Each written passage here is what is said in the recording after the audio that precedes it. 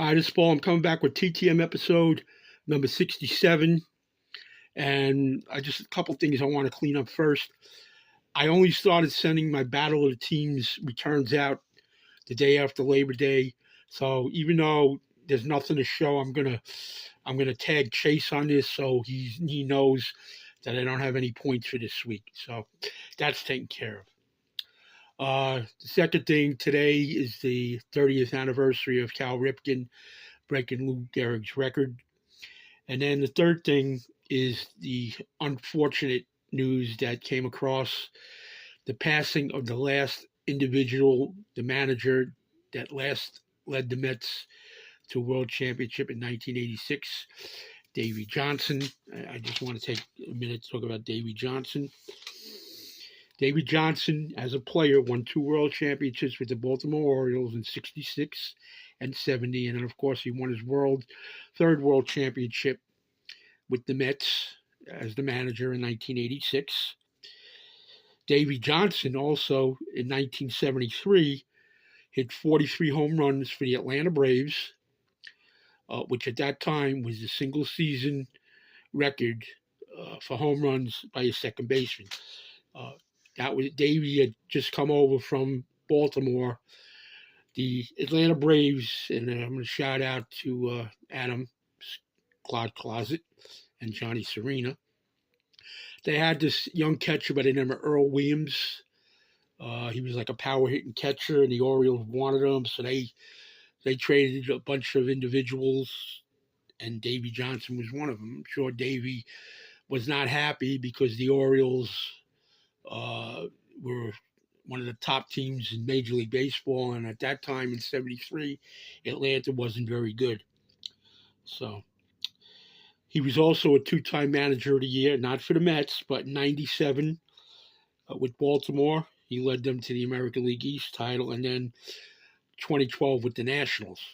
Now, in '96, he was not the manager of the Orioles when Ripken broke the record. Ray Miller was, but in '96, he took over the Baltimore job. So, and then he also managed the Reds, the Dodgers. So he's a full-time All-Star. And he's in the Orioles Hall of Fame and the Mets Hall of Fame. Which means if you take, and I say this with Lou Piniella, if you take his whole body of work in baseball, this man belongs in Cooperstown. And the last thing, one of 3 players in uniform in both Game 5 of the 1969 World Series and Game 7 of the 1986 World Series when the Mets clinched. Buddy Harrelson is the only one that wore a Met uniform. And Tom Seaver, unfortunately, was an injured member of the Boston Red Sox in '86. And then, of course, Davey Johnson made the last out in the '69 World Series in a Baltimore uniform. And of course, he won a Mets uniform. So, but very sad. It always seems around this time the Mets have a devastating loss to one of their family. Of course, on August 31st, 2020. So we just celebrated the 5th anniversary of the passing of Tom Seaver. And then I guess it was about around the postseason time where Eddie Kranepool passed away. So,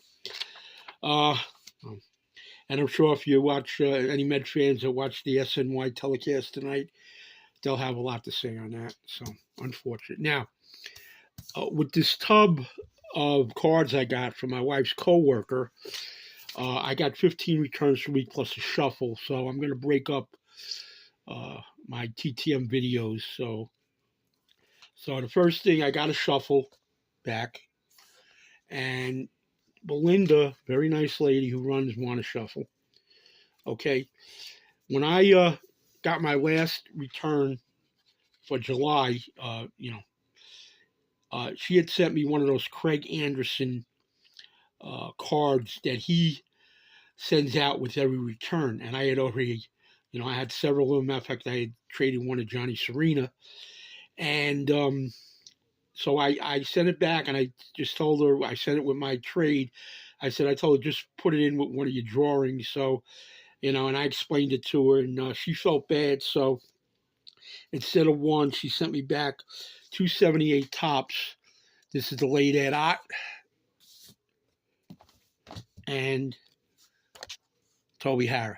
So thank you, Belinda. All right, so now the returns, 2-2 in 14 days. Bill Wegman on the 93 tops. And then on the 93 score select. And the next return is 4-4 in 8 days from Rick Myra. And that's another reason why because I don't know all these football cards that well. So we got this Rick Myra. This is a Fleer. And we got this Rick Myra. This is like a store brand or something. I'm not really sure. And then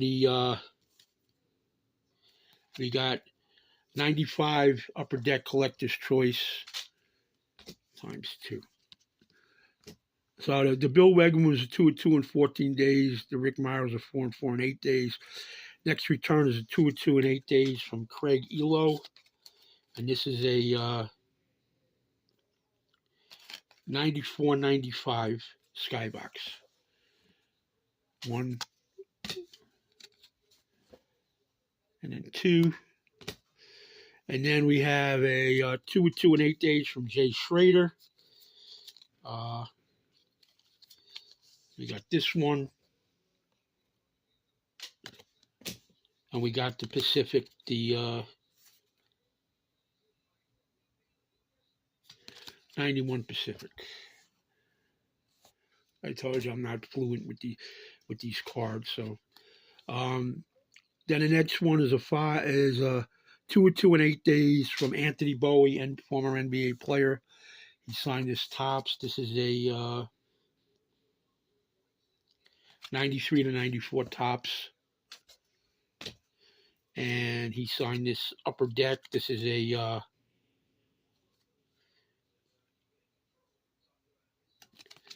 94-95 Upper Deck.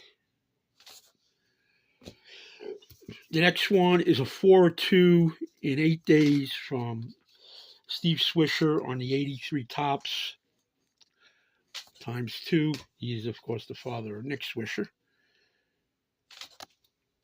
And he signed 2 index cards, one made out to me, and the other one made out to my wife, and that's only because I use her return address labels as well. She gets those free return address labels all the time, and so I use those as well. So that's where we got her name from. So, and then the last return for this week is a 2-of-1. Well, for this episode is a 2-of-1 from Jim Campanis Sr. His son Jim Campanis Jr. played in the major leagues as well, but this is Jim Campanis Sr. He was an original Kansas City Royal in 1969. Actually, I got this photo from Steve Jones, who signed it as well. Lou Piniella is in there. He is also the son of Al Campanis, who on April 15th, 1987, during an interview on ABC's Nightline with Ted Koppel, which at the time was the 40th anniversary of Jackie Robinson making his major league debut, he had a poor choice of words, and it cost him his job. That's Al Campanis. And then Jim Campanis signed the index card with his number from the Royals. So other than that, that's it. Like, comment, subscribe. Again, I'm going to tag Chase so he knows I didn't have any points for this week. I have another 8 returns to show. I'll do a separate video. Thanks for watching, and enjoy your weekend.